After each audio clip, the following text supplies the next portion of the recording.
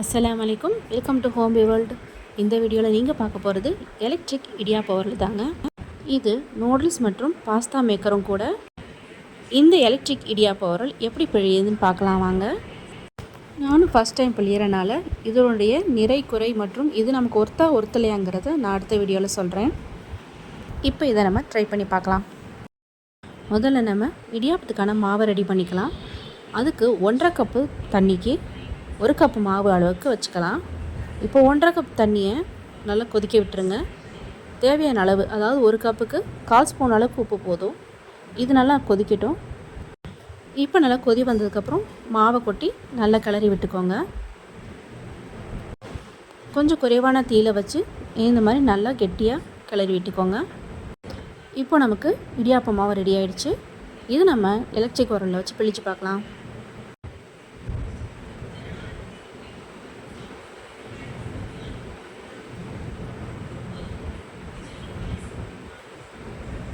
இது தாங்க அந்த மிஷினில் மாட்டக்கூடிய உரல்.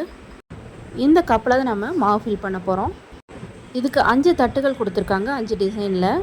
இது இருக்கிறதுல கொஞ்சம் சின்ன ஓட்டை. இதுதான் இடியாப்பத்துக்காக நான் எடுத்திருக்கேன். இப்போ இதை நம்ம கழட்டிடலாம். இது எப்படி ஒர்க் ஆகுதுன்னு பாருங்கள்.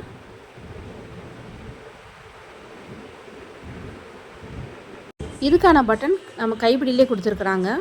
நம்ம ஆஃப் பண்ணுறது, ஆன் பண்ணுறது எல்லாமே அதுலேயே இருக்குது. பாஸ்தாவுக்கு வேறு டிசைனில் கொடுத்துருக்காங்க. சப்பட்டையில், சதுர டிசைனில், பெரிய ஓட்டையாகவும் இருக்கும். இப்போ நான் இடியாப்பத்துக்காக சின்ன ஓட்டை உள்ள இந்த தட்டை எடுத்திருக்கேன். இப்போ இடியாப்பத்துக்காக நம்ம கிண்டி வச்ச இந்த அரிசி மாவை இதில் வச்சுக்கலாம். இதில் நீங்கள் எந்த மாவில் வேணாலும் இடியாப்பம் பிழியலாம்.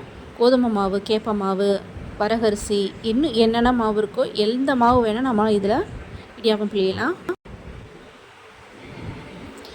நீங்கள் மாவு எவ்வளோ கெட்டியாக பிணைஞ்சிருந்தாலும் இது நல்லாவே வருது. இது எலக்ட்ரிக் உரல் அப்படிங்கிறனால நமக்கு மாவு பிணையிறதுல பக்குவம் தப்புனாலும் கெட்டியாக இருந்தாலும் நமக்கு கைக்கு எந்த ஒரு கஷ்டமும் இல்லை. அதனால் இடியாப்பத்துக்கு மாவு பிணைஞ்சு பழக்கம் இல்லாதவங்க பயப்பட தேவையில்லை. நீங்கள் எந்த பக்குவத்தில் வேணாலும் மாவு கிண்டிக்கலாம். இப்போ இதில் நான் 3/4 அளவுக்கு மாவு ஃபில் பண்ணியிருக்கேன். அந்த கப்பை மாட்டுறதும் கழட்டுறதும் கூட ரொம்ப ஈஸியானது தான். திருகலாம் தேவையில்லை, சும்மா ஒரு லாக் பண்ணால் போதும்.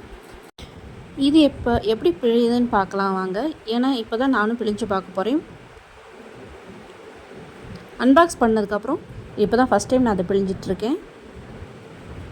கையை வச்சு நான் எந்த ஒரு அழுத்தமும் கொடுக்கல. பட்டன் ஆன் பண்ணால் அதுவே இந்த மாதிரி பிழிய ஆரம்பிச்சிடுது. ஒரு கப்பில் 3/4 மாவு நம்ம ஃபில் பண்ணும்போது இந்த அளவுக்கு நமக்கு இடியாப்பம் வருது. இந்த சைஸ் இடியாப்பம் வருது நமக்கு. நான் கிண்டின மாவோட அளவுக்கு இதே மாதிரி இன்னொரு சைஸ் இடியாப்பம் வருது. நான் இன்னும் திரும்பவும் இதை நான் ஃபில் பண்ணுறேன் பாருங்கள். இது மாவோட லாக்காக இருக்கிறனால நம்மளால் இப்போ கழட்ட முடியாது. ஸோ அதை நம்ம பின்னாடி அதை இழுக்கிற மாதிரி பட்டன் ஆன் பண்ணிக்கலாம். பட்டன் ஆன் பண்ணதுமே அந்த அமுக்கின அந்த ஸ்டிக்கை திரும்ப உள்ளே போகுது பாருங்கள்.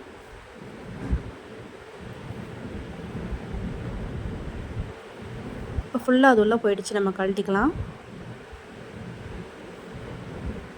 இப்போ ஃபுல்லாக எல்லா மாவையுமே பிழிஞ்சிடுச்சு. கொஞ்சம் தான் ஒட்டிக்கிட்டு இருக்குது. இப்போ அந்த எக்ஸ்ட்ரா இருக்கிற மாவெல்லாம் எடுத்துகிட்டு ரிமூவ் பண்ணிவிட்டு திரும்பவும் 2வது நான் அதில் ஃபில் பண்ணியிருக்கேன். இப்போ இதில் நான் சின்ன இடியாப்பமாக பிழியலாம் அப்படிங்கிறதுக்காக தான் இட்லி தட்டை எடுத்து வச்சேன்.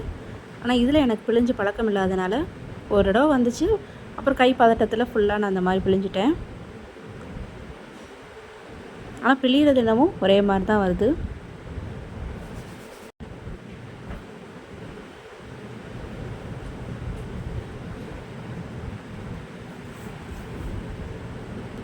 அவ்வளோதாங்க. நம்ம எப்பயும் போல் வேக வச்சு எடுத்துக்கலாம். இப்போ இதை வேக வச்சு எடுத்தாச்சு. எப்படி இருக்குன்னு பாருங்கள். இது எப்போயாவது இடியாப்பம் புளியறவங்களுக்கு கண்டிப்பாக தேவைப்படாது. ஏன்னா இதோடைய விலை அப்படி. இது இடியாப்ப பெரியவர்களுக்கும் அடிக்கடி இடியாப்பம் பிழியறவங்களுக்கும் இது ரொம்பவே யூஸ்ஃபுல்லாக இருக்கும். நான் 2900 ரூபாய்க்கு வாங்கினேன். இப்போ என்ன ரேட்டுன்னு தெரியலை. உங்களுக்கு வேணும்னா அமேசான் லிங்க் கொடுக்குறேன், அதில் போய் பாருங்கள். எல்லா புகழும் இறைவனுக்கு.